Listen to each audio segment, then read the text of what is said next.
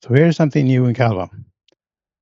Support for multiple REPL sessions per VS Code window. It's a long time coming. Previously, we could only work with one project REPL per VS Code window. Although full stack setups with a Clojure backend and a ClojureScript frontend was supported and will continue to be supported just the same way as before. But now we can connect to any number of and any kinds of REPLs in the same VS Code window.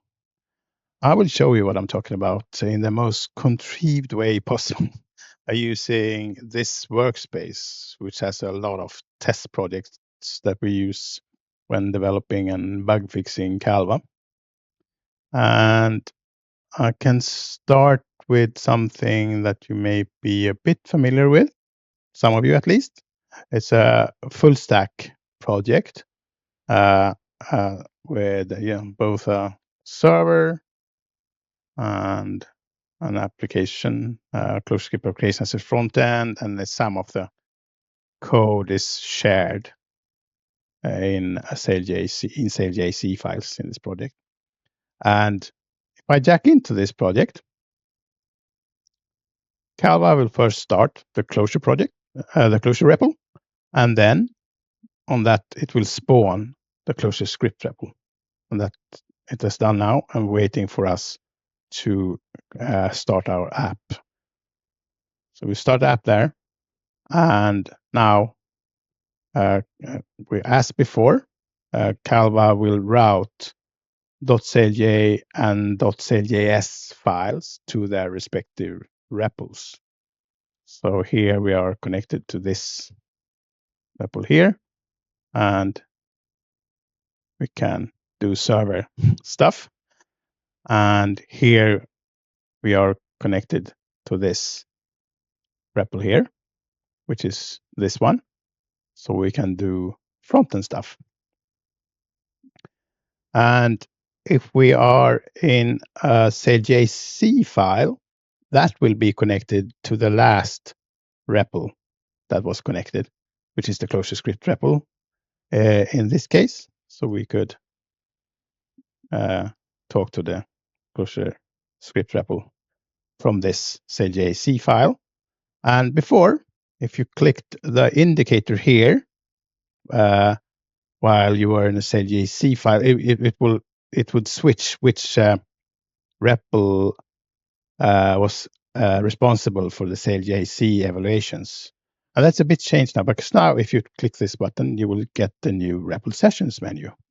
And the REPL sessions menu will list the currently connected sessions with some data on them, which project route they are serving and which file patterns in that project they are serving.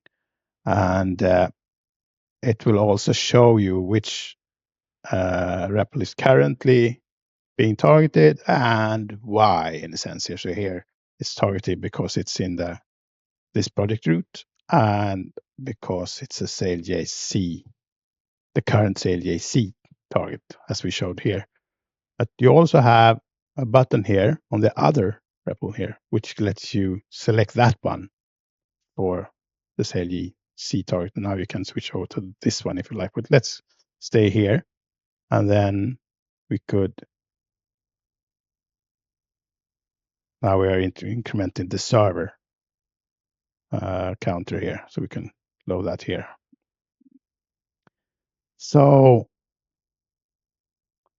this menu also shows you if auto routing is enabled, which it is by default, and probably, hopefully, you will be happy with auto routing and not need to switch to pinning, because you can pin a session, and now whatever file you open, you will always hit this REPL.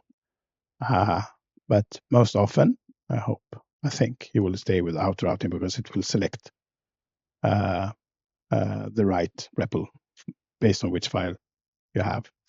And the auto routing gets more interesting, I guess, when you have more REPLs connected to Calva. So let's do that. Now you can connect to this project.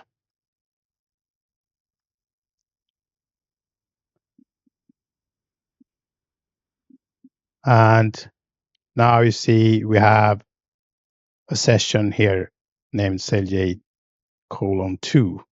because CLJ was already taken. Then we'll just increment the number.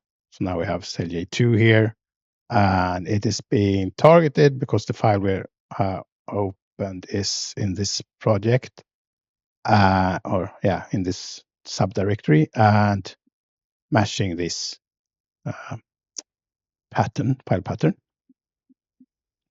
We can continue here.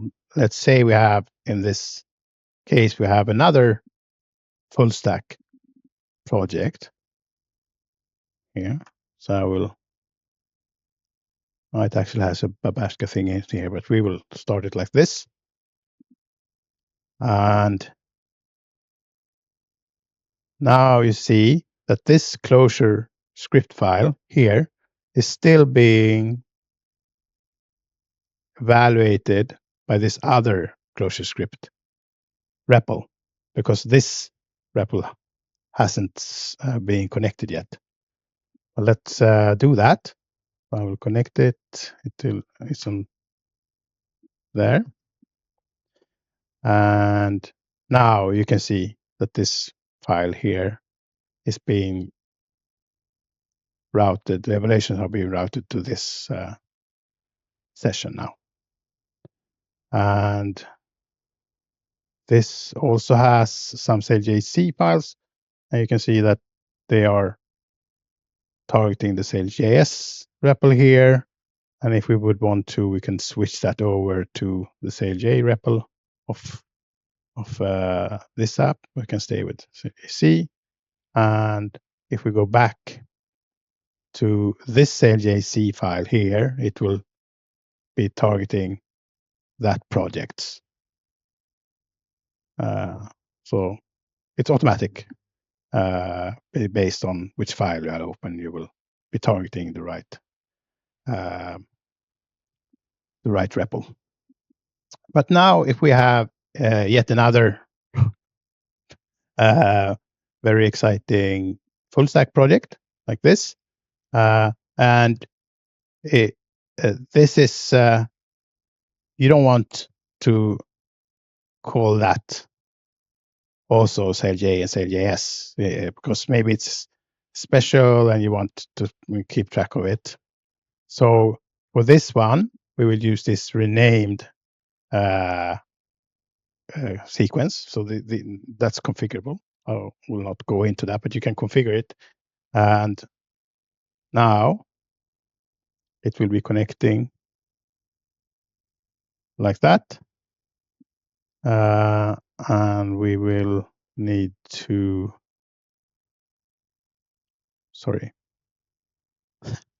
we need to,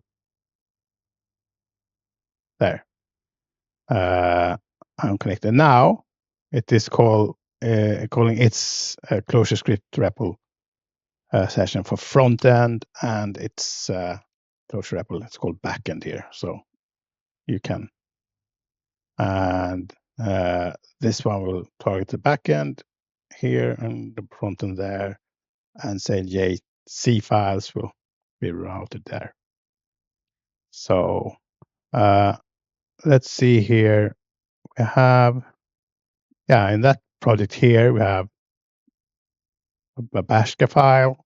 So I will connect that REPL here. And this is a Babaska REPL. And in this project also, we have some tasks in scripts. So if we look at the Babaska REPL, it serves star.bb files and things in bb/ even if they're called SailJ, and also stuff in scripts/ if they are called SailJ. So this SailJ file here will be served by the Babaska REPL, even though there is a Clojure REPL in this project. And yeah, we don't need to do anything with that now. We can go on and try with a Basilisp REPL. So Basilisp is Clojure targeting the Python virtual machine.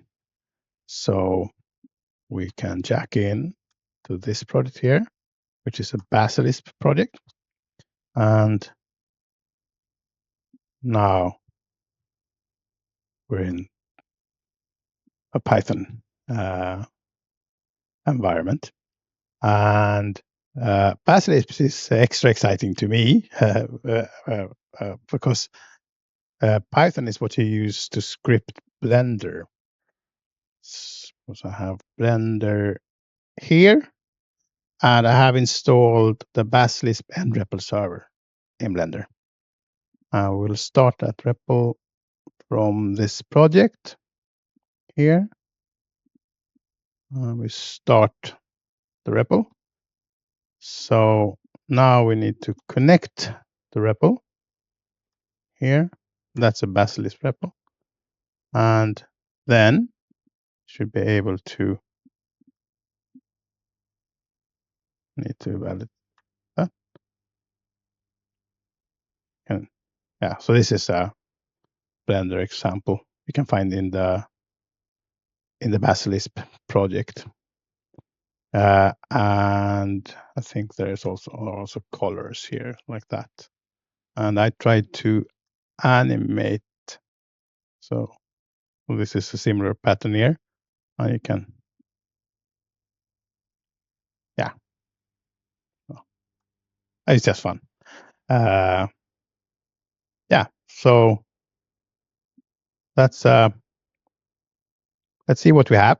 We have some Clojure REPLs, some ClojureScript REPLs, renamed Clojure and ClojureScript sessions, and a Babashka REPL, and 2 Basilisp REPLs. But we're not done yet. Here we have a Joyride REPL, so let's connect Joyride here. And this is actually a Joyride flare, which is a web view that you can use when you hack VS Code. And it is using Skittle to render. And it's also using replicant inside. In Skittle, it's using replicant to render. So we want to connect to the Skittle REPL as well. And to do that, we need to start the browser nREPL server here. And for that, we will start yet another Babashka REPL, like that. And no, we need to start it like that.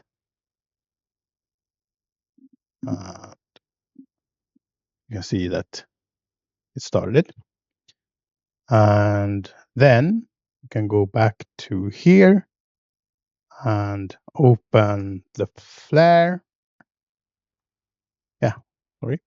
And we can start playing tic-tac-toe, which is the example here we use. Now, what the goal with this was actually to connect to the Skittle REPL here, which we will do now, like that. So that's a Skittle REPL. And then we can inspect the state of this app here, and we can also play tic-tac-toe from the Skittle REPL. So now we have some ClojureScript REPLs, 2 Babashka REPLs, 2 Basilisp REPLs, a Joyride REPL, and a Skittle REPL. So that's what I promised to show you, multiple REPL sessions per VS Code window. And we could complicate this one step more when it comes to the support for multiple sessions. This isn't new, but since it's adds on this, we have this application again, which is a Shadow.js application. The Shadow.js has this concept of builds, so you can have multiple builds. In this case, we only have the app build, but you could have other builds like node scripts or whatever. But in this case, we only have this app build, but we can have multiple runtimes. And right now we have only this runtime connected. But we could open this application once more here. And now, if we would increment this here, it is another runtime that's running. You see here, you have a new runtime here. And to target that, so if we would evaluate here, we're still evaluating towards this runtime. But if we want, we can switch over here and evaluate towards this runtime. So yeah, I guess that's the full picture of multi-sessions. So every Shadow.js ClojureScript REPL also can have this. You can use Calva to target multiple runtimes. It could be something running on your phone, something running on your other phone. Yeah, whatever, you know. It's the life of a ClojureScript developer to have lots of runtimes running at the same time. And now we can target them all using Calva. I hope some of this made sense and that you will try this and let me know what you think about it. Thanks for watching.